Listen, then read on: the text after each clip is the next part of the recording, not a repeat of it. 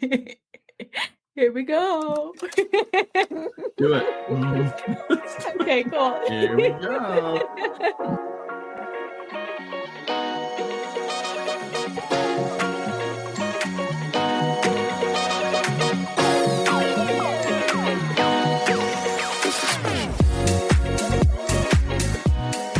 Hello, everyone. Welcome back to Coffin Talkin', where we unravel the mysteries, embrace the peculiar, and find humor in the unconventional world of funerals and death.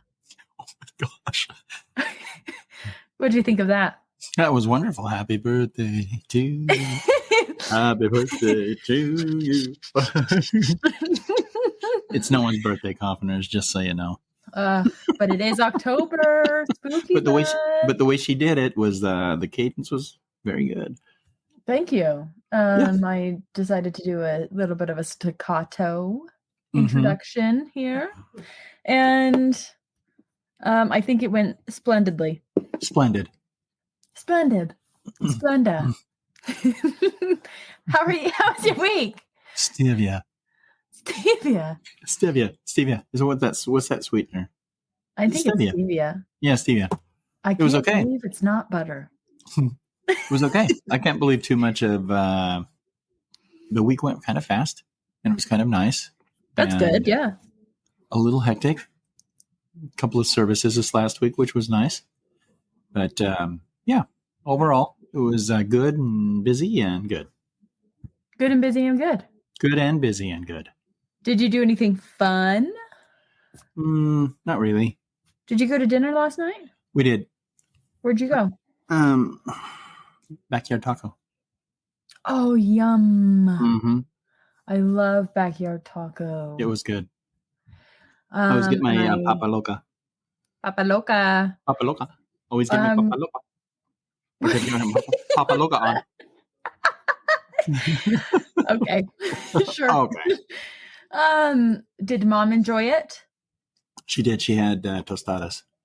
Okay, because I know when I was talking to you and then you guys were both discussing what you're going to do for dinner, Mom was very excited about the pita she was going to make. That's today, I'm sure. Today is pita day. Today's pita day. Pita day. Go and eat a pita. Go. With your people. Don't look back. Just go. Just go. Pita. We got a weird energy going on today. I'm sorry about that, coffiners. It's staccato and everything. Maybe it's because of what we want to try. I don't know. Maybe more on that to come in a second. But first, my week was good. I don't know if you were going to ask, but I'm going to tell. Well, yeah, go ahead, Ollie. Let's hear it. Sure, I guess. Fine. Yeah, my week was great. It also went by really fast. What did? Which is my week went by really fast. Yeah, which is nice. And two things. Kaden and I did a cute little date night to celebrate the start of October. We got this thing. It's kind of a trend right now where you go to DI or a thrift store, and you get these little paintings, and then you paint over them and make them spooky. And so we did that, and it was so much fun. And now we're putting these on Instagram. Are you putting them on Instagram? I'll put them on the Instagram so people. Since you brought it up, you have to do it. You have to. Are you doing it before and after? Of course. Of course. Of course. You're looking at me like that. What are you talking about? Of course. Come on. I said it in benefit of the coffiner. Oh. We're always thinking of the coffiners first. That's right, for the most part. Every day of our lives. Yeah, what would be good for the coffiners today? What story can I use? What do they want to know? Yeah. So anyways, yes, I will put that on the Instagram, but it was so fun, and Kaden put me to shame because his is so good. And it's so neat. I've never been able to, in kindergarten. Did you do the female one or the male one? I did the female one. Okay. I kind of like that one. I like the spider. I like the tattoo on the back. On the woman's back. Thank you. Yeah, very nice. I thought that was kind of a nice touch. Mm-hmm. And my little ghosties. But if you look at Caden's, his little ghosties have the funniest expressions. I'll have to look closer. Of course, it wasn't sent to me, Holly. It was sent to Mom. Oh my gosh. And I was No, lucky. no, no, no, no. I was lucky I even saw it because we all know she's fictitious, and so I had to look for it. Okay. This is a mistruth. Okay. This is spam because guess what? I What? sent it to the family group chat and you just don't open that. Yes, huh? It's not there. What? Did you send it after we talked? Before we went to dinner No, I last night? sent it. No, I sent it days ago. Okay. I'll look for it. I couldn't find it. I guess also the only one that ever commented on any of it was Mom. So I did feel kind of upset about that. Whatever, people. But Mom will yeah, usually and comment on everything. I know, and she uses so many emojis, it's crazy. Mm-hmm. But Or other than verbiage that, if there's no emoji. Sent with balloons. sent with balloons, Sent with sent with confetti. sent with slam effect. Imagine Batman's pow. Yeah. Seriously, she gets really creative with it. Yeah. The other piece of information is not nearly as important, but I thought it was. Kane and I were talking today, and he came across some news article or something that mentioned The Secret Life of Walter Mitty. Oh, yeah. Do you remember that movie? I do. And he was like, "Oh, I've heard really good things about this movie." He's never seen it. Are you kidding me? No. It's amazing. Are you watching it today? Oh, yeah. We're watching it today. Okay, good. I told him, I said, there's no way that we can leave, or you can just not. There's no way you can exist without having seen The Secret Life of Walter Mitty. It is one of the better movies of Ben Stiller's. Yeah, it's so good. Yeah. I love it so much. Mm-hmm. And I guess that's it. Okay, good. Thanks for asking. Oh. Yeah, I guess I am feeling some type of way today. Hold on a minute, Holly. I wasn't listening. Did you just say something? Hold on. I missed all of that. Sorry, my earbuds were in. Okay, great. Mm-hmm. Coffiners, so we kind of have a strange energy because since this is somewhat of a spooky podcast, we felt it would be apt to do something different. So starting with this episode and going until Halloween night, not every day, so don't get excited. And it's going to be an homage to mine and my siblings' childhoods, where most people, when they get bedtime stories, it's of princes and princesses.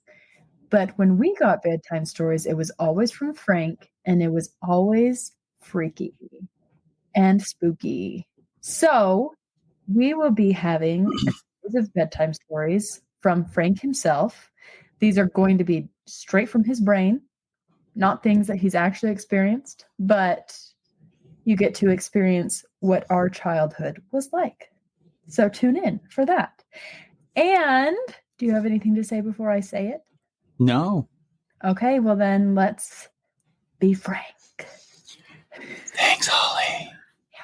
And I'm just going to mention right now, for those that really like stories, these are off the cuff, and I look at one particular thing and I build a story around it.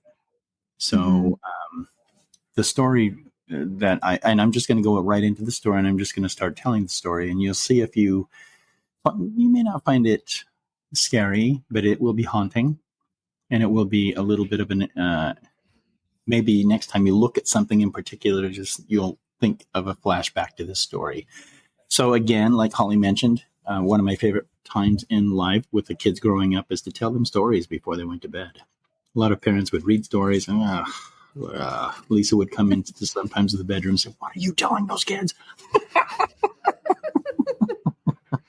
Get out of here, Lisa. So that being said, I'll go ahead and let's begin. This story centers around a young man by the name of Charlie. And Charlie is an individual that is very interesting in the fact that he likes to take photographs. And in his work as a photographer, and sometimes he would get paid for the work that he did, and most times not. He was just an amateur, but he did enjoy taking photographs. And one of his most favorite things to do was to yard sale. And so on Saturday mornings, he would find yard sales that he could go to and be a part of. And they actually interact with the people that were selling items and find out a little bit of history on the items that he was looking at and what it is that he might be able to take home as a find, quote unquote find, that he would feel like, oh my gosh, I'm so grateful that I found this piece of artwork or this photograph. And this particular Saturday was no different from any other. He got up, prepared himself for the day, had breakfast, and made sure his teeth were brushed and his hair was combed. He was presentable. He was presentable to be going outside and interacting with people that he might find on the street. So he entered his first yard sale. Nothing major, nothing really caught his eye, nothing that he really wanted to spend a lot of time on. Second yard sale came along. We're just down the street, and on this particular table, as he was about to leave, he saw a wrapped picture frame behind paper. He couldn't see what the picture was because it was wrapped. And so he looked at it and he picked it up and he looked at both sides, front and back, and he was just wondering, what in the world could this be and why is it wrapped?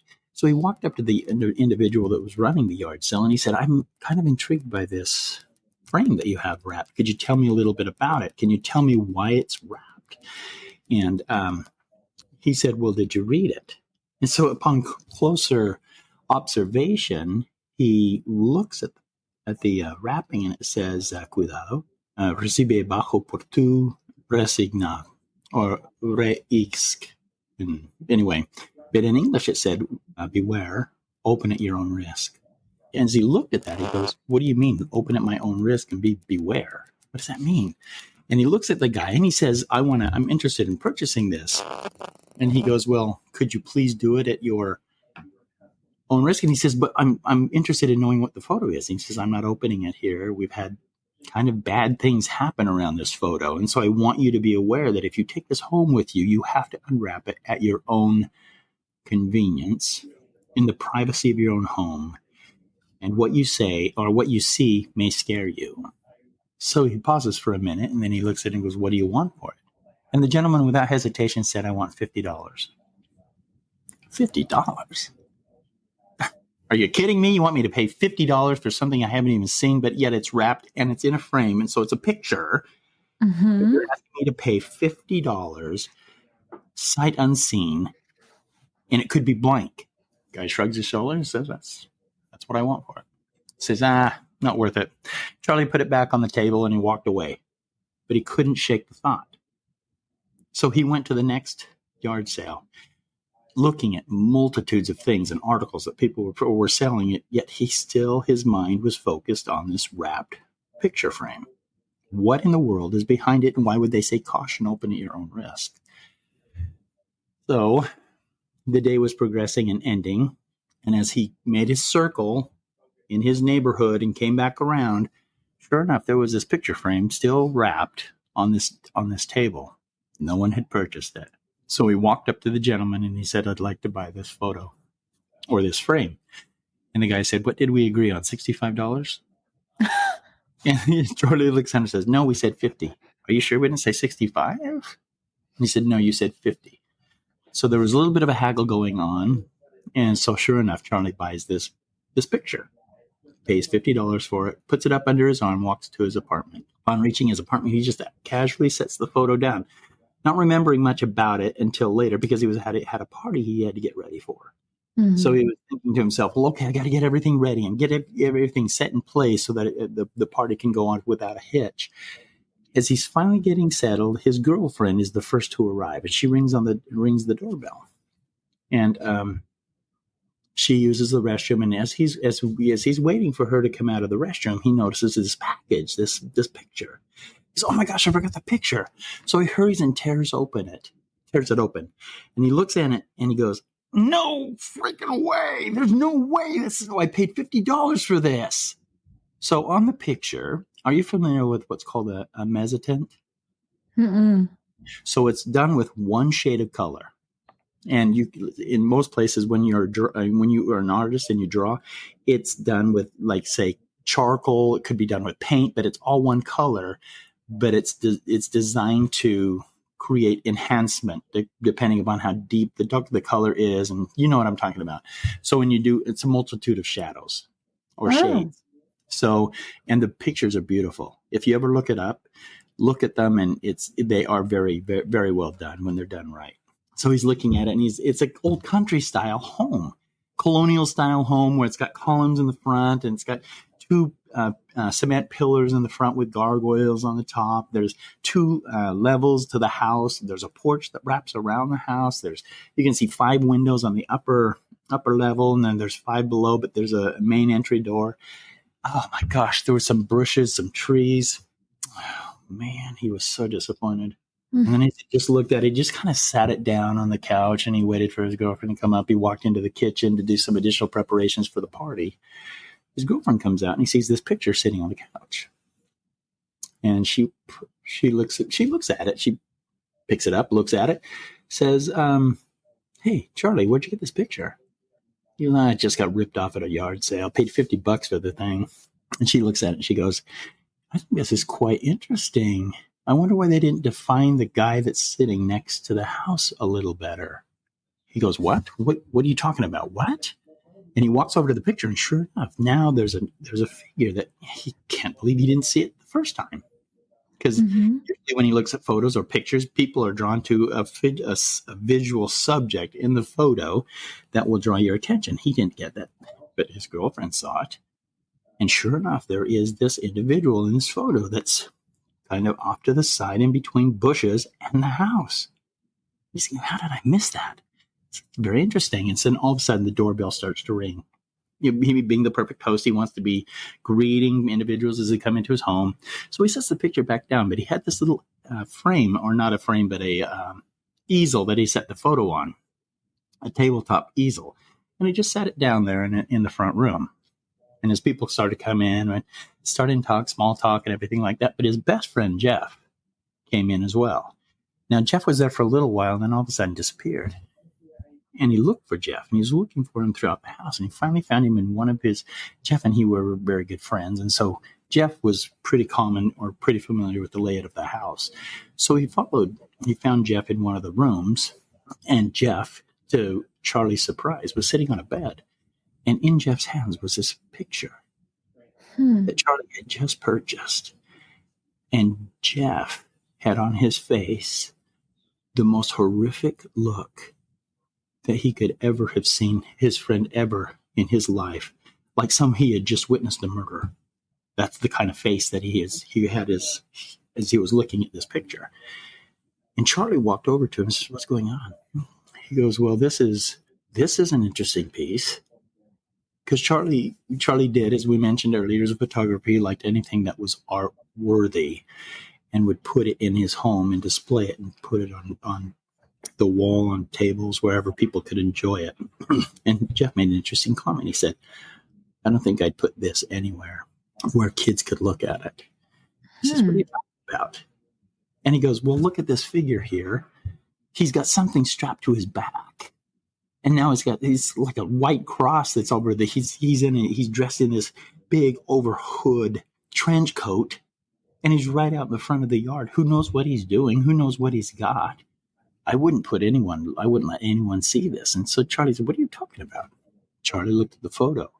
Now remember, when his girlfriend saw it, there was a figure between the bushes and the house. But now the same figure was gone from between the bushes and the house, and it was now standing kind of in front of the house with his back to the viewer. And so you could see that he had some sort of a bag of something over his back, but Charlie likened it to like a white cross that was on the back of this pouch or this bag. He said, "Oh my gosh, this is interesting. And truly, this isn't what I thought I saw earlier. It's changing.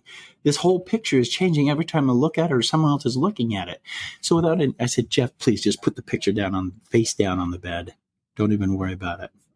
And so the two of them walked back into the party and started having conversations and individuals that they were talking to. In the course of the evening, he asked his girlfriend to run up to the bedroom and pick up some car keys so he could take one of his drunk friends home. Well, in the interim of getting into the house or into that bedroom to actually see the car keys, she noticed the picture on the bed, and it was upside down. She goes, "Oh, who brought this up here?" So without looking at it, she took it downstairs and she put it on back on the frame. And she handed Charlie the keys, and he looks, well, where did that come from? The picture. He now notices the picture.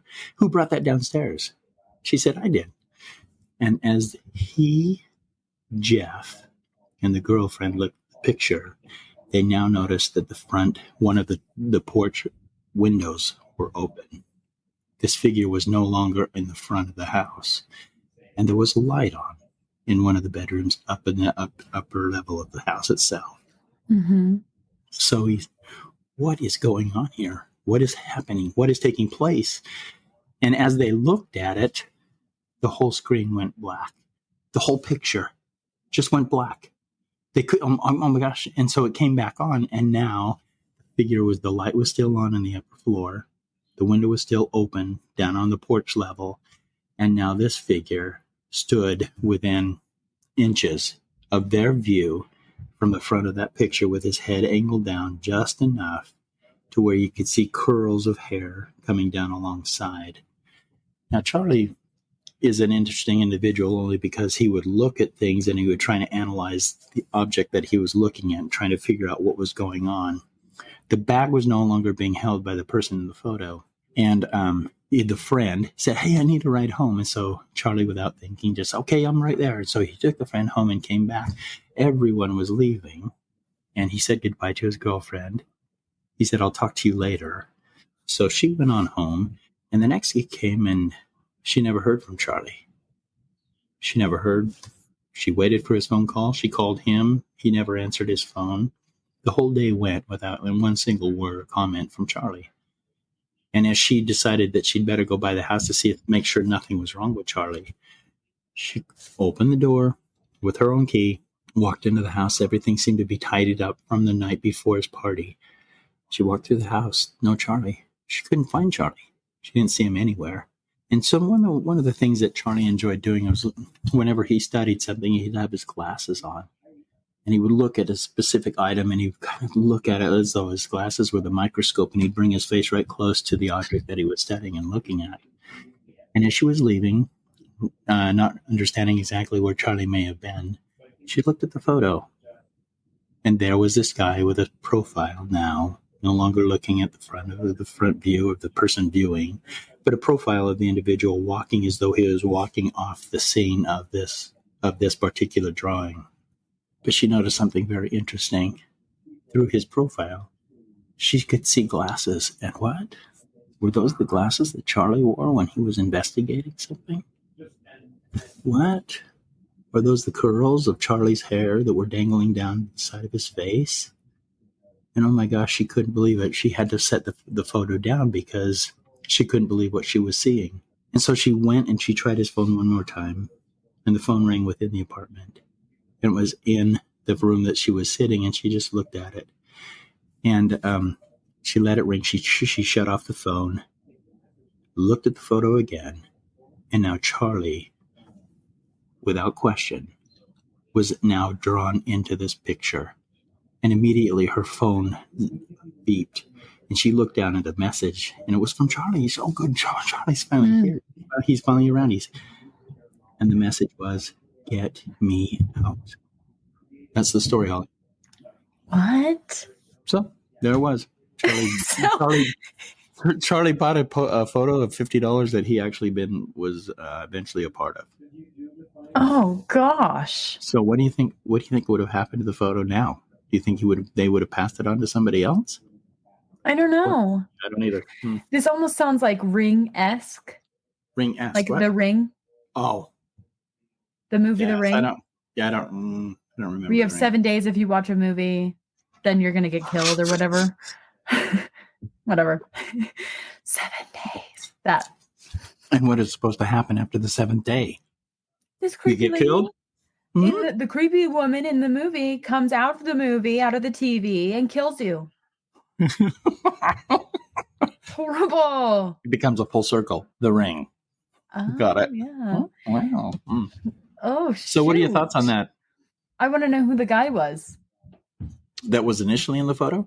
Yeah. Was it always Charlie and he was just like slowly being moved into it? I think this is okay. when I was getting ready to tell the story, my thought process was the person that was actually seen by Charlie and his girlfriend to begin with was the person that is now experiencing what Charlie is experiencing. So they swapped. He was able, because he took so much interest in the paint or this photo or this drawing, he was now a part of the drawing, allowing the other one to escape. And maybe even because he paid for it. Maybe because he became the owner. Could be. That's a good point too. I like stories like this because you can actually turn it on, let coffiners decide what it is, how they want to see it end, or okay, that's not that. I was thinking this, those things. One of those choose your own adventure books where they get to choose the ending. Yeah. I love it. So we have the ending that I came up with. So I'd be interested in knowing what your endings will be. Anyway, coffiners, if you have any ideas that you'd like to have, if you like this idea, and the stories will get better. This is just to weten your liking or your taste appetite. Buds. Yeah, it will get better building up to Halloween. Building up to Halloween. Anyway, if you like this, this is what we've decided to do for the next couple of weeks. And you'll see that my voice will become a little more animated, only because in storytelling, you can become whoever you want. But when you're telling things like to the coffiners and coffin talking episodes, you almost want to be a little subdued. You want to be a little more reserved. But storytelling is fun time. So you can actually tell what you want to. You can do a lot of fluctuation in voice and tone. And seriously, this really takes me back because it was at least on a weekly basis. Dad, tell us a story. Tell us a story. And sometimes it was the stories that you actually experienced. But then other times, and I would say the majority of the time, you were just making them up and off the cuff. And some of them still haunt me to this day. Wow, sorry, Holly. Don't let Mom hear so good. Don't let Mom hear. We can just make it so she isn't listening to this episode. That'd be great. Yeah. Yeah, no, they're so great. So, coffiners, this is going to be a little bit of a spooky month. So buckle up and we'll see you. We'll love it. Maybe we'll do 2 in 1 week. Keep your eyes on your phones, especially on the Coffin Talking. Subscribe podcast. So you know. Seriously, subscribe. We're going to be dropping some bonus episodes this month. So keep a lookout for that. And we will see you next week. Thanks, coffiners. Spook out. Spook out.